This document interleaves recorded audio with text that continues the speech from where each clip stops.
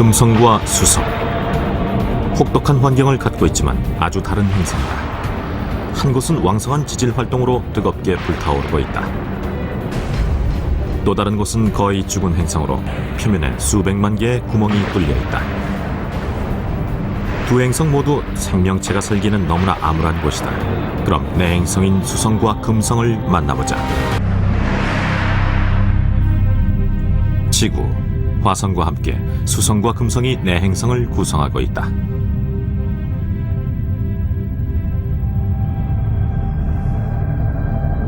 태양에서 멀리 떨어진 목성, 토성, 천왕성, 해왕성은 가스덩어리 행성으로 태양계의 외행성을 구성한다. 반면에 내 행성들은 40억 년의 세월 동안 우주의 잔해들을 끌어모아 단단한 표면을 갖게 됐다. Why do we study planets? Why do we study astronomy at all? We someday need to go beyond the planet Earth if we expect to survive as a species for a very long time. And we need to know what's out there and what the nature of the universe is. We're studying worlds where things are exotic, but the basic processes of physics and chemistry at work are really the same that we see here on Earth. 두 행성 모두 지구에서 수백만 킬로미터 이상 떨어져 있지만 지구와 공통되는 부분을 발견할 수도 있다. We can go to Mercury and Venus and really look at these as places, as worlds with their own histories, and then contextualize our own planet's history. 금성은 태양계에서 여섯 번째로 큰 행성이다. 지구에 가장 가까이 접근했을 때 4,200만 킬로미터 거리에 있다. 금성의 1년은 지구 시간으로 225일이다. 지구에서 68kg이 나가는 사람이 금성에 가면 61.7kg으로 비어난다.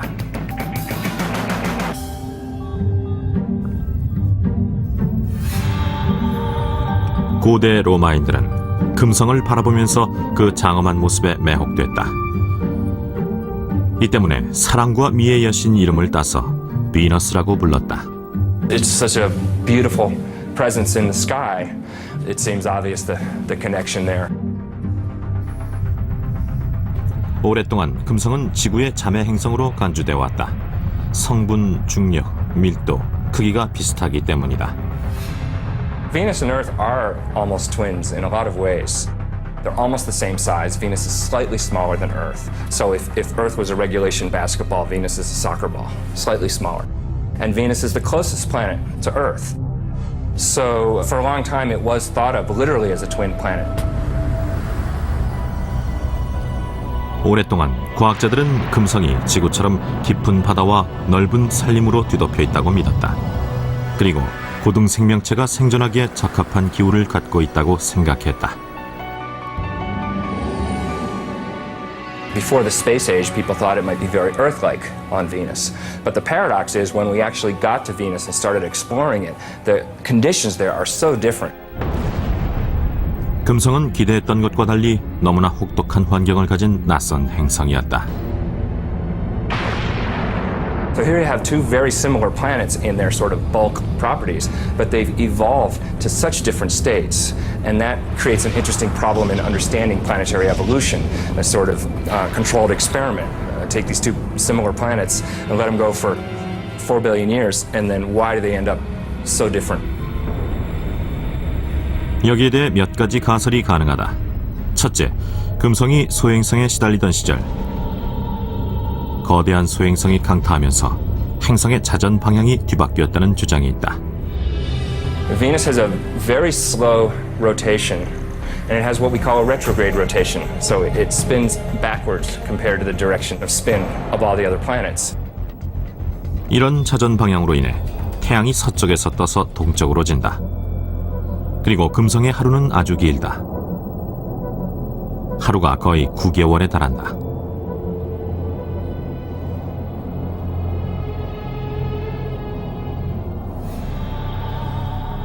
하지만 자전 방향과 긴 하루보다도 더 큰 문제는 어떤 생명체도 생존하기 불가능하게 만드는 악천후다. 태양계에서 가장 뜨거운 행성인 금성은 그 표면 온도가 480도씨에 이른다. 이 때문에 금성을 여행한다는 것은 거의 불가능하다.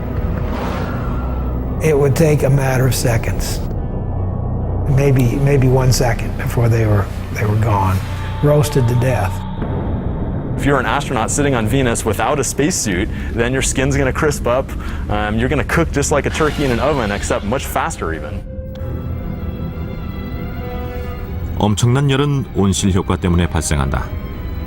오늘날 지구에서도 심각한 환경 문제로 부각되고 있는 현상이다.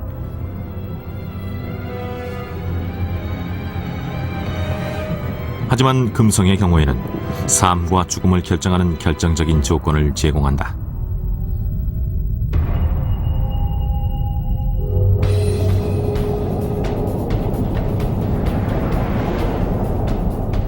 과학자들이 지구온난화의 원인을 알게 된 것도 금성을 연구한 덕분이었다.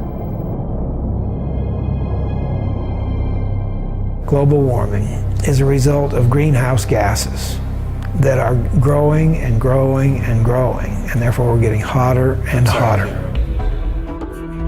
When we looked at Venus, we said, aha, here it is actually happening. 1990년대에 접어들면서 마젤란호가 발사되고 온실 효과가 지구에 얼마나 큰 피해를 가져올 수 있는지 실질적으로 추정할 수 있게 된다. Space exploration has told us a lot about the Earth and the environment it's in. And in fact, the greenhouse effect that everybody's talking about with global warming was actually discovered on Venus. 이처럼 금성의 환경은 지구의 온실 효과를 예측할 수 있는 훌륭한 자료가 됐다. Venus didn't always used to be this hot. We think that early in its history it was more Earth-like on the surface and it lost its oceans due to what we call a runaway greenhouse effect. So Venus is an example that certainly that global change can happen on a planet and it's sort of a worst-case scenario. We don't have to turn Earth into Venus before we're in trouble. We just have to move a little bit in that direction. And we are moving in that direction. But the real value of studying Venus, it allows us to test our climate models. 과학자들은 GCMS라고 명명된 컴퓨터 프로그램을 통해 금성의 대기를 분석한 후 지구의 기온 상승을 예측할 수 있게 됐다. 그런데 금성에서 온실 효과가 어떻게 발생하고 어떤 식으로 행성을 달구고 있는 것일까? 이곳이 바이오스피어2다. 애리조나주의 산타 카탈리나 산맥 기슭에 자리 잡고 있는 이곳은 다른 행성들을 개발하는 데 필요한 제반 환경들을 실험하기 위해 건립된 세계 최대의 온실이다. Biosphere is a perfect example of a greenhouse because it's a big building with glass panes that let the sun in and the air is really hot in here. 태양광선이 유리판을 관통하기 때문에 온실 기온이 높아질 수밖에 없다. The air heats up, but then the air cannot escape, cannot move vertically into the atmosphere because of the walls. 온실 유리창이 열기를 가두면서 실내가 더워지고 식물들을 위한 적합한 환경을 제공하게 된다. 금성에서 온실 효과가 햇빛을 완전히 가두지는 못하지만 열기가 빠져나가는 속도를 아주 느리게 만든다. The greenhouse effect on any planet is a situation where the surface temperature becomes hotter because of gases in the atmosphere that trap the heat while letting in the sunlight. 하지만 지구에서처럼 온실 효과가 생명체가 살 수 있는 여건을 제공하기도 한다. Without the greenhouse effect, the average temperature would be far below freezing, the oceans would be totally or almost totally frozen, and it's not even clear if life would exist on the Earth. We talked about how hot it was, but why is it so hot? The answer has to do with the atmospheric composition. It's almost all carbon dioxide there. 금성의 대기 구성을 보면 이산화탄소가 무려 95%나 된다. 이 때문에 더 많은 열을 가두게 된다. That's going to give you a strong greenhouse effect, and that's going to make it really hot. And that's why it's so hot on Venus. It's an extreme example of global warming. 금성에서 이산화탄소를 배출하는 주요 원천이 화산이다. 과학자인 제프 셔턴 박사는 하와이의 킬라우에아 화산에서 비슷한 연구 결과를 얻었다고 한다. 화산 활동 동안 지하 깊은 곳에서 이산화탄소가 왕성하게 발생하는 것으로 드러났다. 이산화탄소는 마그마의 열기로 인해 압력을 받아 생성된다. It rises towards the surface and reaches this summit magma storage complex. The pressure is decreased on the magma. And the effect of that is to allow gases that are trapped under the very high pressure to be released and bubble out. 금성의 표면도 지구의 화산지대처럼 많은 균열을 갖고 있다. 바로 이곳을 통해 가스가 빠져나간다. Somewhere between 8,000 and 30,000 metric tons of carbon dioxide boil out of the magma chamber each day. And it amounts to something on the order of 3.5 to 5 million tons per year. 하지만 이것은 지구의 화산 하나만을 살펴봤을 때의 수치다. 금성의 화산들은 더욱 왕성하게 활동하고 있다. So all the CO2 just builds up in the atmosphere on Venus, which just makes it hotter and hotter.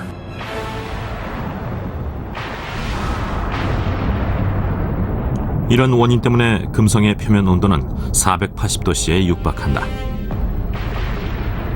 하지만 그 표면으로부터 50km 상공에서 더욱 엄청난 일이 벌어지고 있다. 이 구름층의 온도는 무려 27,700도씨에 육박한다. 한 번 번개가 칠 때마다 1억 볼트의 전기가 발생한다. 지구와 금성에서 엄청난 에너지로 흡수한 대기의 전하들이 그 에너지를 다시 방출할 때 번개가 발생한다.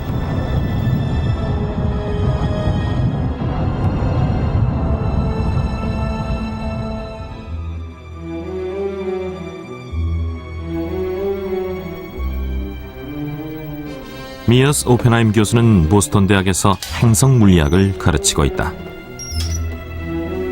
같은 분야에 있는 연구자들이 보스턴 과학박물관에서 실험에 착수했다. 박물관의 특별 전시실에 모여 금성에서 번개가 어떻게 발생하는지 모의 실험을 진행하고 있다. 드디어 시작이다.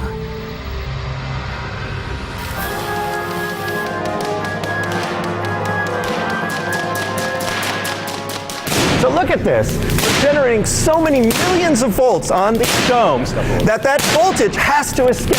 And it's actually ripping molecules in the air apart. 금성의 구름층처럼 실험실의 대기도 전기 자극을 받은 입자들로 인해 요동친다.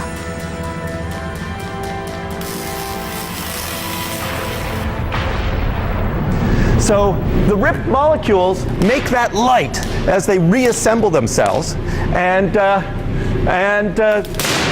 that's what a lightning bolt is. 별이 폭발하면서 은하계로 뻗어나가는 우주 입자들도 번개의 발생을 촉진시킨다. 대기와 충돌할 때 불꽃을 일으키기 때문이다. These are particles that come from way out in the universe into the atmosphere and cause a shower of charged particles. On Venus, you'd probably have real lightning to the extreme extent, it contain enormous amounts of energy and go for miles and miles. 지구에선 1년에 31억 번 정도 번개가 땅을 강타한다. 하지만 금성에서는 번개가 표면을 강타하지 않는다.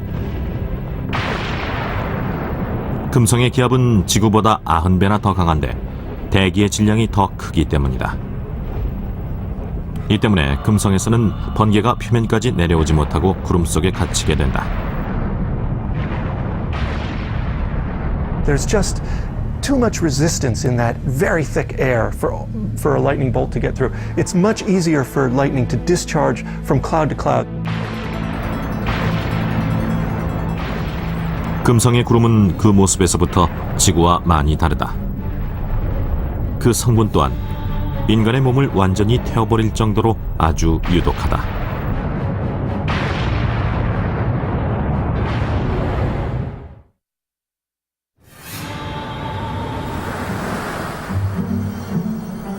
지구에서도 새벽까지 밤하늘을 수놓고 있는 금성을 볼 수 있다. Definitely not a wallflower. It's so bright in our sky, not just because it's the closest planet to us, but because it's the most reflective planet. Because it turns out Venus is completely covered in these bright reflective clouds. 태양광선의 80% 정도가 금성을 덮고 있는 구름층에 부딪혀 반사된다. 더구나 금성의 구름층은 지구와 달리 아주 유독하다. And we know that the clouds of Venus are made out of sulfuric acid, basically like battery acid. And that sulfuric acid is made by sulfur dioxide coming out of volcanoes on the surface. 온실 효과의 원인인 이산화탄소처럼 이산화황 가스도 압력이 높아지면서 화산의 균열을 통해 표면으로 밀려 올라온다. 화학자인 제프 셔턴 박사가 하와이의 킬라우에아 화산에서 이 가스를 조사하고 있다. The gases, the sulfur dioxide in particular, is a noxious, toxic gas, and we wear gas masks to protect our lungs and our airway because sulfur dioxide combines with the moisture in your nose and throat and forms sulfuric acid. Sulfuric acid is nasty stuff. You don't want to splash battery acid on you. You know, you're careful not to do that. It's basically the same stuff. So it would not be good to suddenly stick your hand into the Venus clouds. 만일 인간이 황산구름, 번개, 유독한 대기와 열기를 견뎌내고 금성에 발을 디디면 그 표면은 어떤 모습일까?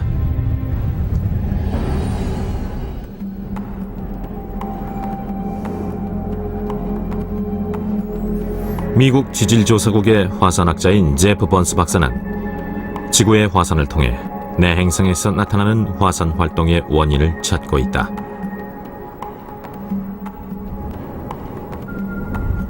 번스 박사는 금성 표면을 상상할 때 하와이의 킬라우에아 화산지대에 펼쳐진 기이한 모습의 불모지를 떠올린다. It's very instructive to be able to come here and study this volcano to compare it to volcanism that has occurred on the surface of Venus. We can actually come out here to the field and study things. We can actually take samples and look at them in detail. 지구에는 대략 1,500개의 화산이 있는데 금성에는 훨씬 더 많은 화산이 있는 것으로 추정된다. Some estimates range from 100,000 to over 1 million volcanic features on Venus. 많은 화산들 때문에 표면의 70% 이상이 화산암으로 뒤덮여 있는 금성의 지형은 킬라우에아 화산지대와 비슷할 것이다. 용암이 굳으면서 금성의 표면도 아주 단단하게 변하게 된다. Having a rock on Earth is our best analog for trying to understand rocks on the other planets. Basaltic rocks are the most similar to the Venusian plains. 현무암은 금성과 내행성에서 발견되는 가장 흔한 화산암이다. 용암이 결정체로 굳어있는 모습을 보면 화산에서 바로 흘러나올 때의 모습과는 아주 다르다. When lava is actively flowing across the surface, it's incandescent and typically looks red. Now quickly it'll form a silvery sheen over the top of it, and then over a period of a few weeks will turn black, such as the lava we see around me here.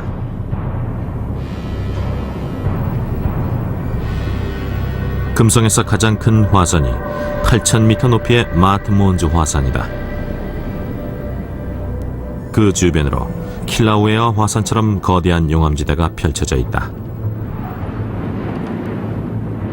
Now, as you can see, the structure, we have levees here on the sides, and then internal structures as well. This is similar, perhaps, to how large channels called canali formed on the surface of Venus. However, they formed at a much larger scale. 이렇게 화산에서 분출된 용암으로 인해 금성 표면은 카날리라고 부르는 지형이 끝없이 펼쳐져 있다. 금성의 독특한 환경 때문에 하와이의 화산에서 나타나는 지형보다 훨씬 더 크고 길게 형성된다. 밀도가 높은 대기와 뜨거운 기온으로 인해 마그마가 아주 천천히 굳기 때문이다. 더구나 바람도 거의 없고 비도 내리지 않기 때문에 화산에서 분출된 용암이 몇 개월 가까이 흘러다닌다.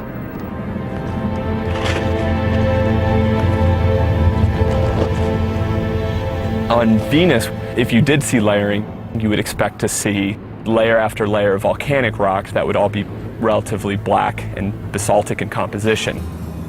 You would probably see little bits of color due to potentially oxidized iron, which would look red.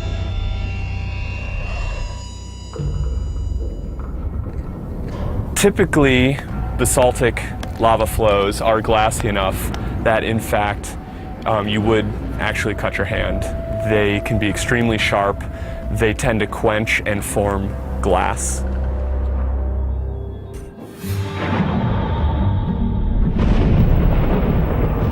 잠시 금성의 하늘을 보자. 짙은 구름이 대부분의 태양광선을 반사시켜버린다. So it would be a lot darker on the surface of Venus during the day than it would be here on Earth. Also, because the light is scattered very efficiently, you tend to lose shadows. So everything is lit fairly consistently across the surface. And then additionally, because of the composition of the atmosphere, everything would tend to have more of an orangish tinge to it.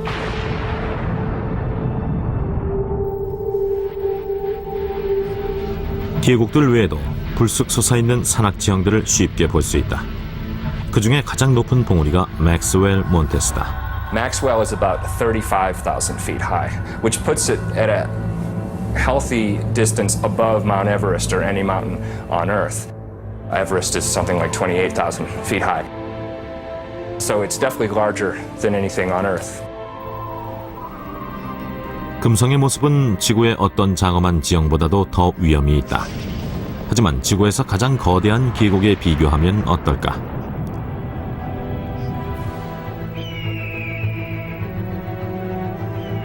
그랜드 캐년은 콜로라도 강에 의해 2억 5천만 년 이상 침식되면서 형성된 계곡이다. When the Colorado Plateau was uplifted millions of years ago, it gave the water more energy to cut back through the canyon and wear away the rocks. 하지만 금성의 거대한 계곡들은 다른 원인에 의해 형성됐다. Volcanic systems can erode canyons by having fluid flow if it's very fluid, not very viscous. Materials can erode similar to water. And the Grand Canyon is only part of the Colorado River system, but even looking at the Colorado River system as a whole is not nearly as long as the longest channels on Venus. 만일 고대 로마인들이 금성의 화산, 황산구름, 번개, 유독한 대기, 뜨거운 기온에 대해 알고 있었다면 미의 여신 이름이 아니라 전혀 상반되는 이름을 붙였을 수도 있다. There's irony there because, of course, the Greeks and Romans didn't know anything about the conditions on Venus. And then here we are a couple thousand years later, and we're actually exploring this place, and, well, it's not quite so nice according to our taste. 그런데 금성의 혹독한 환경을 수성과 비교하면 어떤 차이가 있을까?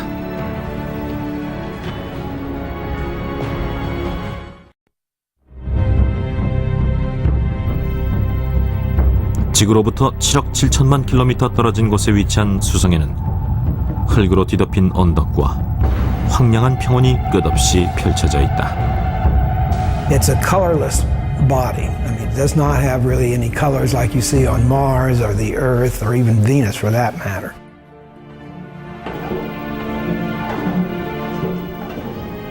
애리조나 대학의 달 행성 연구소를 책임지고 있는 로버트 스트롬 교수는 35년 이상 행성 지질학 분야의 최고 권위자로 인정받아 왔다.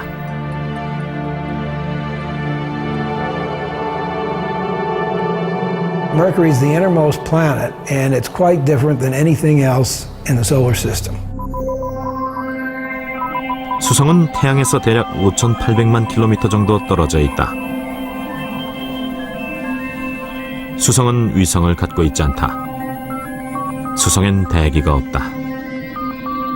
해질녘 하늘을 보면 육안으로도 식별이 가능하다.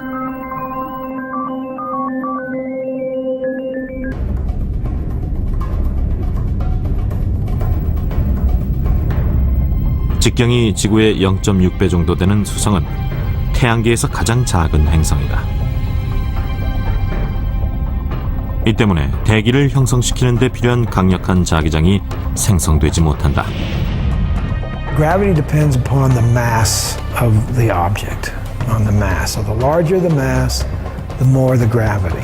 So on Mercury, the gravity is less on there. 수성의 중력은 아주 약하기 때문에 체중이 68kg인 사람이 수성에 가면 겨우 26kg밖에 나가지 않는다.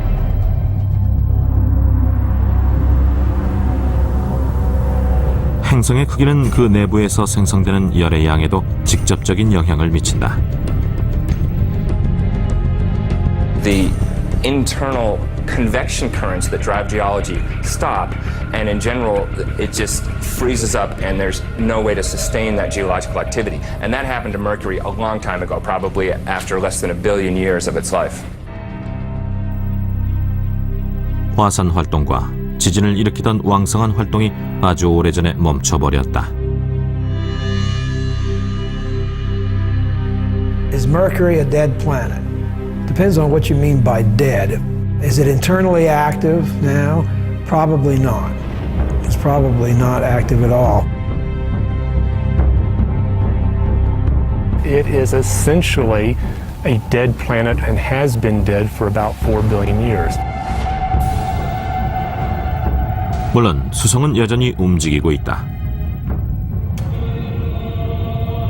고대 로마인들은 빠르게 움직이는 전령의 신 이름을 따서 수성을 머큐리라고 불렀다. 실제로 수성의 공전 주기는 88일에 불과하다. 하지만 그 자전만 비교한다면 수성은 태양계에서 가장 느린 행성이다. 한 바퀴 자전하는데 무려 180일이나 걸린다.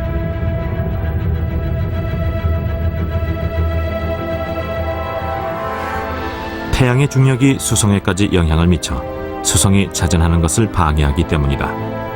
이 때문에 하루가 1년보다 더 긴 상황이 벌어진다. 이런 느린 자전으로 인해 수성에서는 아주 특이한 기후가 나타난다. 6개월 동안 태양에 노출되어 있는 한쪽 면의 온도는 400도씨가 넘고 그 반대쪽은 영하 180도씨로 떨어진다.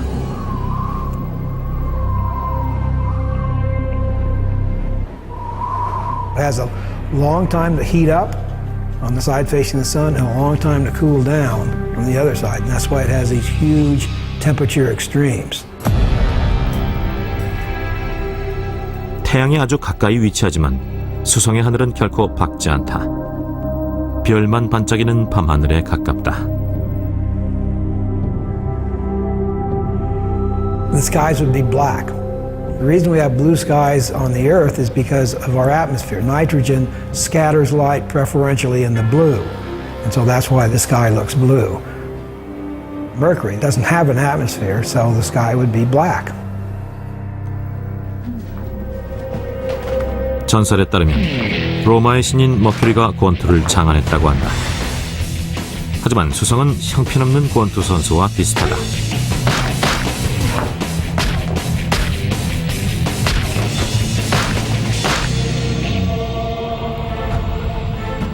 그동안 수백만 개의 소행성과 유성들이 그 표면을 강타했다. 행성을 보호해주는 대기가 없기 때문이다. 다행히 지구에서는 대기가 방패처럼 감싸고 있다. 이 때문에 총알의 10배 이상 속도로 대기를 통과하는 작은 물체는 기체 상태로 증발해버린다.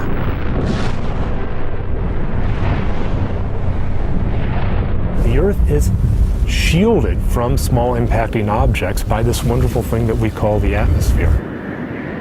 And for small objects, weak objects, they will be completely destroyed by those forces long before they get here to the geologic surface of our planet.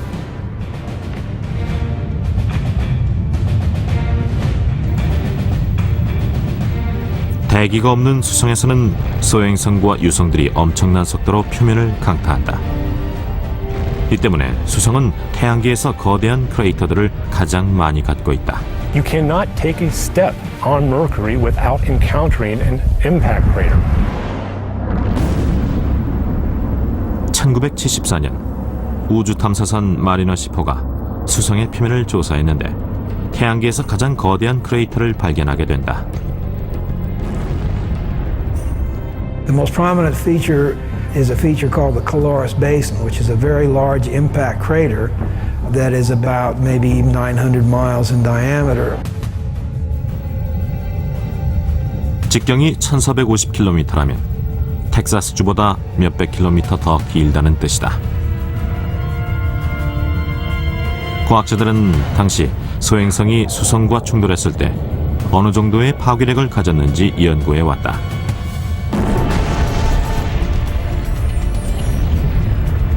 충돌 직후 지진파가 대척점, 즉 수성의 반대쪽 표면에 그대로 전달됐다고 한다. The seismic waves, the shock waves from this thing traveled and they've concentrated simultaneously around the other side of the planet and literally shook apart the surface. 지진파로 인해 지각이 뒤틀리면서 기이한 안반지형이 모습을 드러냈다. There's all this weird terrain. In fact, the technical term is weird terrain. Because you look at it and it's just weird. It's jumbled up and hilly and doesn't make any sense according to most geological activities. It's just very rough and looks as though somebody kind of scooped up the surface and just kind of dropped it down. 크레이터들이 언덕처럼 변해버렸는데 그 높이가 1.6km가 넘는 것도 있다. In fact, the amount of surface elevation could have been on the order of a kilometer or two in just a few seconds. It would have been horrendous. 과학자들도 칼로리스가 언제 생성됐는지는 정확히 밝히지 못했다. 하지만 한 가지 사실은 분명하다.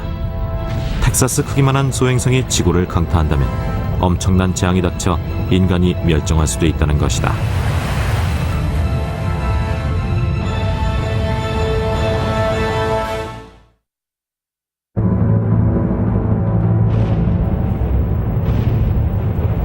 셀 수 없이 쏟아지는 유성과 소행성의 충돌로 수성 표면은 크고 작은 크레이터들로 뒤덮이게 됐다.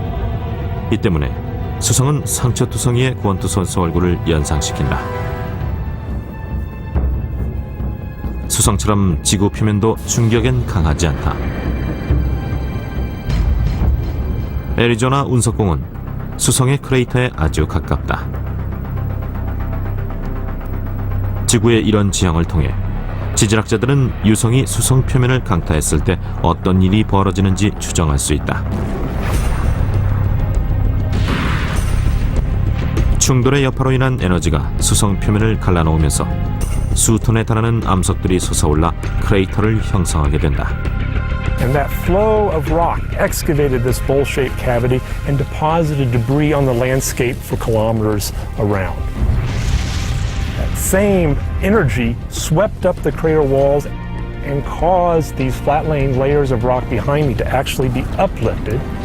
And the rock, under the influence of shock, wasn't behaving brittly like rock does, but more like taffy. This is one of the hallmarks of impact craters, not only here at Meteor Crater, but anywhere in the solar system. 하지만 수성의 칼로리스 분지를 형성시킨 거대한 물체가 애리조나 운석공 자리에 떨어졌다고 상상해보자. It would be a massive explosion with chunks of molten material flying around the Earth ballistically, re-entering the Earth's atmosphere and causing just massive meteor showers everywhere. 거의 10,000km에 걸쳐 충격파가 전달되면서 땅이 갈라지고 높이가 600m에 달하는 쓰나미가 발생할 것이다. Massive tsunamis propagate around the Earth and inundate much of the world's coastlines. 미국의 라스베가스시가 초토화되고 유타주의 솔트레이크 시티와 캘리포니아주의 샌프란시스코 그리고 로스앤젤레스가 완전히 사라져버릴 것이다. Shock waves from the impact would propagate through the solid earth thousands of miles from the site of an impact like that. 이들 지진파들이 대척점에서 다시 모이게 될 텐데 바로 인도양에 자리 잡고 있는 아프리카의 마다가스카르 섬에 가까운 곳이다.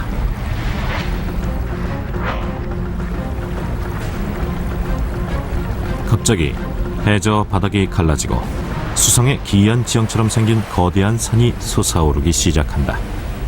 Like an unbelievable earthquake, probably everywhere on Earth for an object that large. 수성의 칼로리 스폰지와 같은 크레이터가 미국에 생긴다면 어떻게 될까? 미국 국토의 4분의 1이 완전히 내려앉게 될 것이다.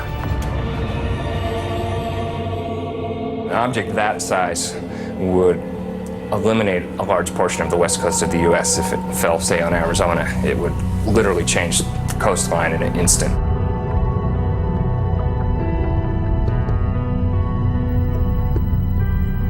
수성의 크레이터들은 태양계에서 전형적으로 나타나는 형태이지만 아주 특이한 종류도 있다.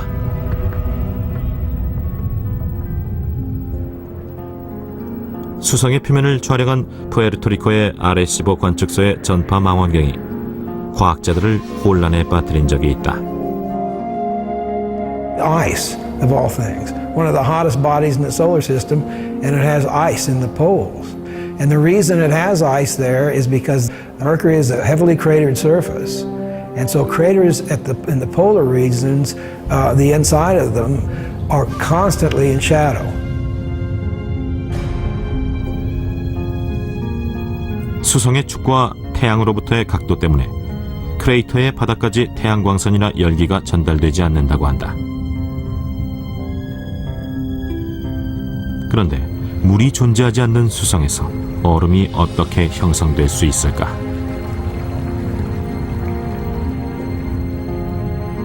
과학자들은 얼음이 혜성과 관계가 있는 것으로 추정하고 있다. 암석, 먼지, 가스와 얼음으로 구성된 혜성들은 태양계의 바깥쪽에 모여 있는데 아주 추운 곳이다. Could this ice just be on the bottom of permanently shaded craters, or could it be ice that's sort of covered up by a layer of dust which is shielding it from sunlight? We really don't know. 수성에는 혜성의 충돌로 인한 크레이터 외에 외부의 충격과 무관하게 형성된 크레이터도 있다. 지구에서처럼 지질 활동으로 인해 형성된 것들로 수성의 핵과 관계가 있다.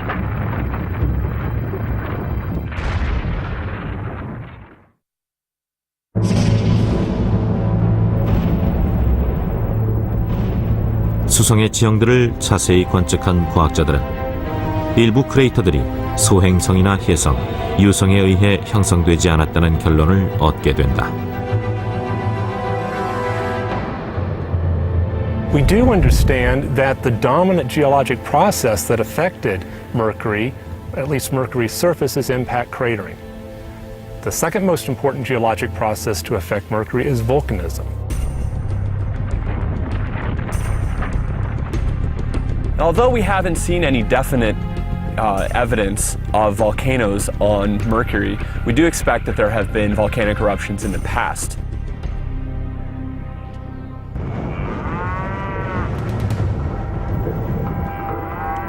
미국의 피닉스시 북쪽에 위치한 이 목장에서 수성의 화산 활동에 대한 단서를 찾아낼 수도 있다.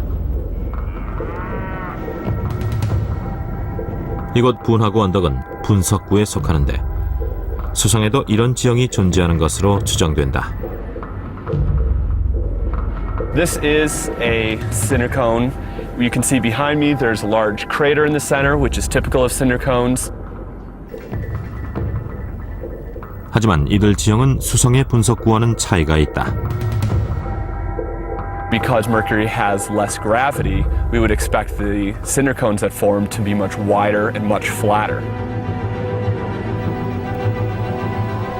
마그마의 압력이 그것을 덮고 있는 안반의 강도보다 더 커질 때 화산이 폭발한다.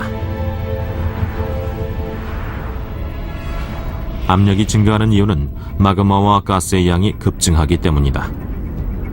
화산 내부의 압력이 증가할 때 보통 한 곳으로 분출된다.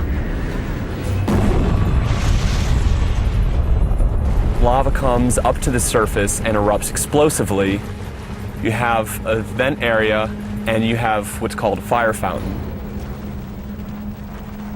지구에선 압력이 아주 높을 땐 용암이 30m 이상 하늘로 치솟는다. 반면 중력이 약한 수성에서는 용암이 3배 이상의 높이로 분출된다.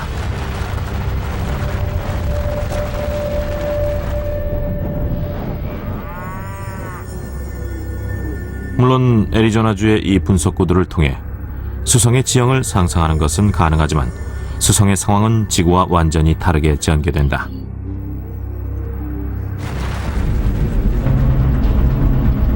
첫째로 대기가 없기 때문에 화산재와 파편들이 주변으로 거의 퍼져가지 않는다. That material would go into essentially a vacuum of space because Mercury doesn't have an atmosphere. So that material would break up much more. 화산이 폭발하는 소리도 거의 들리지 않는다. Since Mercury has no atmosphere, there's no way of transmitting sound. So if you were on Mercury and playing a guitar or a ukulele or a piano, you would not hear anything because there is no atmosphere to transmit that sound. So it would be just complete silence.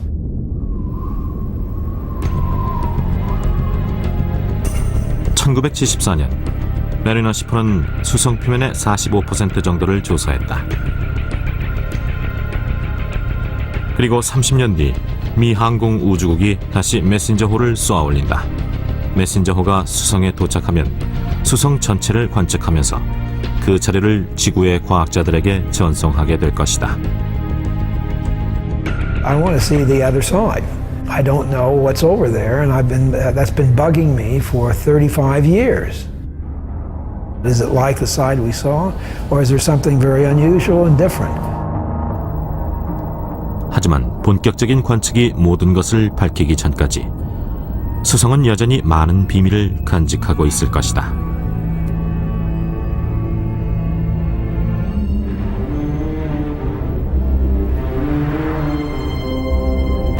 분명한 사실은 수성과 금성이 혹독한 환경을 갖고 있지만 지구를 둘러보면 내 행성인 두 행성에 대한 단서들을 찾을 수 있다는 것이다.